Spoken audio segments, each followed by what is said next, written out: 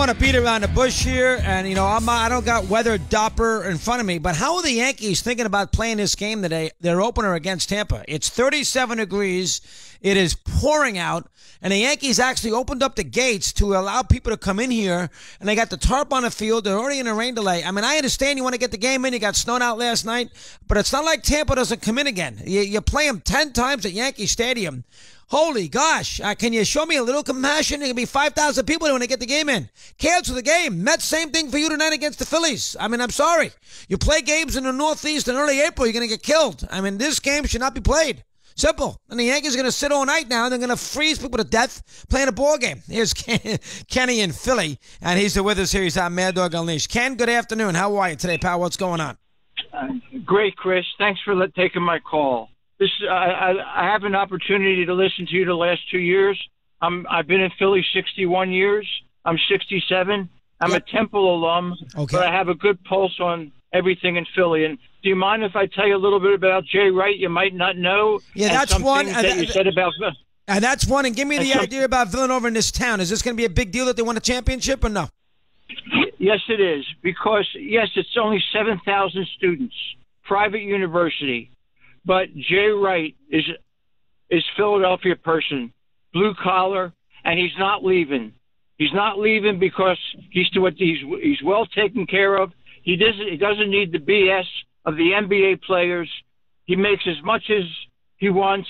He has endorsements. His wife's alumni. He loves Philly. He lives on the main line. Right. And, he was already offered many NBA jobs. I understand that. Now, he hasn't been offered a great NBA job. If Oklahoma City's job opened up and he had a chance to coach Westbrook and Paul George, he might take that. But, I mean, I understand. He might. I understand your point. Yeah. He's in a great situation. My point is, though, besides Jay Wright, they can love Jay Wright until the cows come home. I know it's certainly not. We all know it's not the Eagles or the Phillies.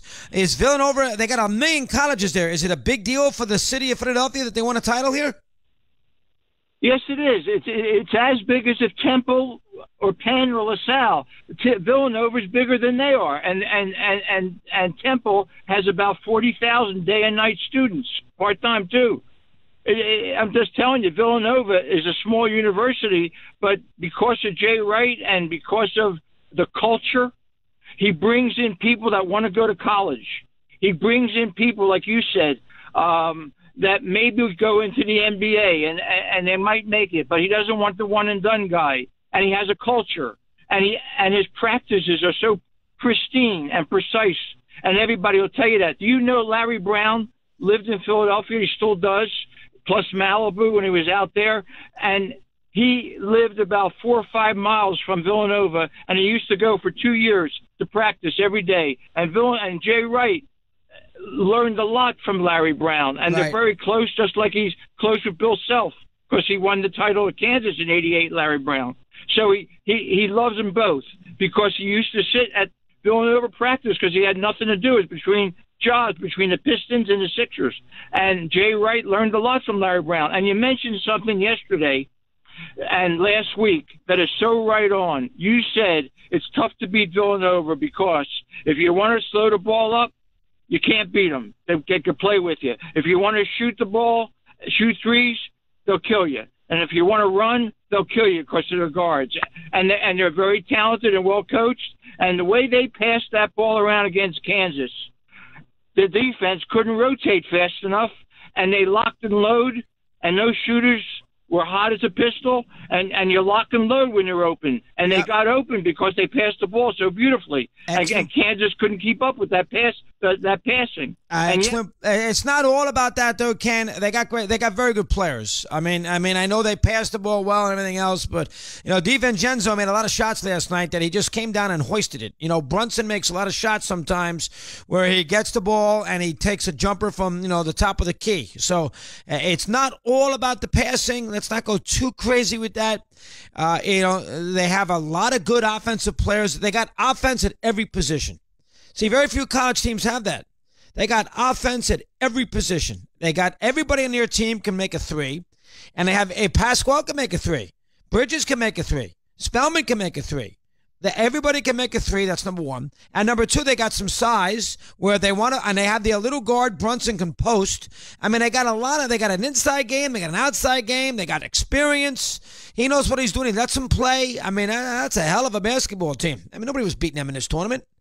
I mean, I picked them to win, but I picked them to win in one pool, and I picked Purdue to win in another. I wanted to see Purdue with the big kid. Purdue may have been something of a hassle for Villanova. If Haas didn't get hurt, they still wouldn't have beaten them, though. And no would have Duke. I thought Duke and Villanova would have been a classic, not after what I saw this weekend. Jimmy in Cleveland, Mad Dog Unleashed for him. Jim, good afternoon. How are you today, pal? I'd like to talk about the Final Four and the Yankees, if you give me a second. Yeah, go ahead, Jim. First, go ahead. I'd love to kill Bill Self because I like killing Bill Self. But when Spellman made that 3-pointer, I don't know, it was one of their first 3-pointers. Spellman comes up, a couple of feet over half court and he hits his 3-pointer.